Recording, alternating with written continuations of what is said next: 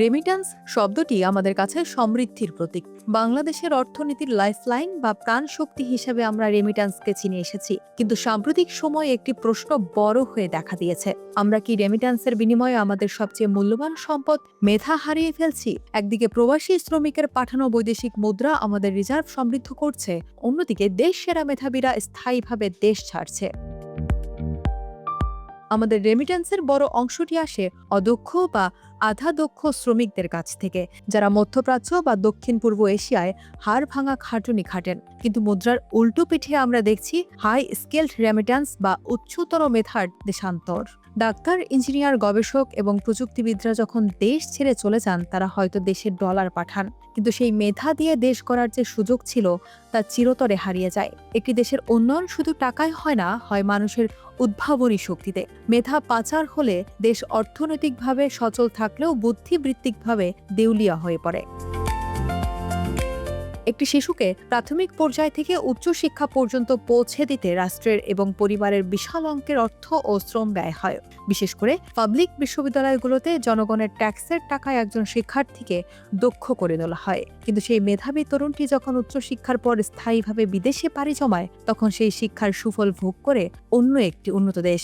আমরা হয়তো মাসে কয়েকশো ডলার রেমিট্যান্স পাই, কিন্তু ওই দেশটি প্রায় একজন তৈরি দক্ষ মানব সম্পদ। এটি আসলে একটি অসম বাণিজ্য, যেখানে আমরা কয়েক হাজার টাকার বিনিময়ে কয়েক কোটি টাকার মেধা বিক্রি করে দিচ্ছি। রেমিট্যান্সের ওপর অতি নির্ভরশীলতা আমাদের তরুণ প্রজন্মের মানসিকতায় এক নেতিবাচক পরিবর্তন আনছে। অনেক প্রবাসী অধ্যুষিত এলাকায় দেখা যায় তরুণদের মধ্যে পড়াশোনা করে দেশেই কিছু করার আগ্রহ কমে যাচ্ছে। তাদের লক্ষ্য হয়ে দাঁড়িয়েছে যে কোনো উপায়ে একটি ভিসা জোগাড় করা। মেধা বিকাশের চেয়ে বিদেশে যাওয়া যখন জীবনের মূল লক্ষ্য হয়ে দাঁড়ায়, তখন সৃজনশীলতা ও উদ্ভাবন মুখ থুবড়ে পড়ে। রেমিট্যান্সের টাকায় আসা সচ্ছলতা অনেক সময় মেধাবী সন্তানদের অলস করে তুলছে, যা দীর্ঘমেয়াদে একটি জাতির মেরুদণ্ড দুর্বল করে দেয়। আমাদের আত্মোপলব্ধি করা প্রয়োজন, মেধাবীরা কেন রেমিট্যান্স যোদ্ধা হতে চায়। উত্তরটা পরিষ্কার: কর্মক্ষেত্রে মেধার অবমূল্যায়ন, রাজনৈতিক প্রভাব, গবেষণার সুযোগের অভাব এবং জীবনযাত্রা নিম্নমান। একজন মেধাবী যখন দেখে তার যোগ্যতার চেয়ে তদবিরের জোর বেশি, তখন সে হতাশ হয়ে বিদেশের পথ ধরে। আমরা তাদের জন্য এমন পরিবেশ দিতে পারছি না যেখানে তারা মেধা খাটিয়ে সম্মানের সাথে বাঁচতে পারবে। ফলে রেমিট্যান্স এখানে তাদের জন্য এক ধরনের স্কেপ রুট বা পালিয়ে বাঁচার পথ হয়ে দাঁড়িয়েছে। ইতিহাস সাক্ষী, কোনো দেশ শুধু রেমিট্যান্স নিয়ে উন্নত হতে পারেনি। উন্নতির জন্য প্রয়োজন শিল্পায়ন ও প্রযুক্তিগত উদ্ভাবন।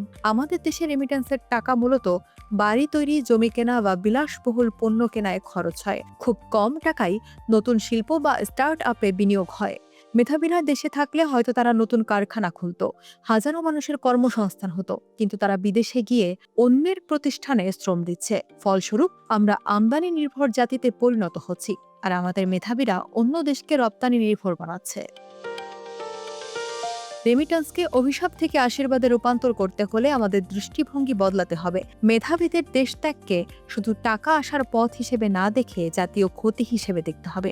বিদেশে অবস্থানরত মেধাবীদের জ্ঞান ও অভিজ্ঞতাকে দেশের উন্নয়নে কাজে লাগানোর জন্য বিশেষ নলেজ রেমিট্যান্স এর ব্যবস্থা করতে হবে। দেশে গবেষণার পরিবেশ তৈরি করতে হবে এবং যোগ্যতাকে সর্বোচ্চ সম্মান দিতে হবে। টাকা আসুক, কিন্তু মেধা যেন হারিয়ে না যায়, এটাই হওয়া উচিত আমাদের মূল লক্ষ্য। রেমিট্যান্স নিজে অভিশাপ নয়, কিন্তু মেধার বিনিময়ে রেমিট্যান্স গ্রহণ করা অবশ্যই একটি জাতীয় ট্র্যাজেডি।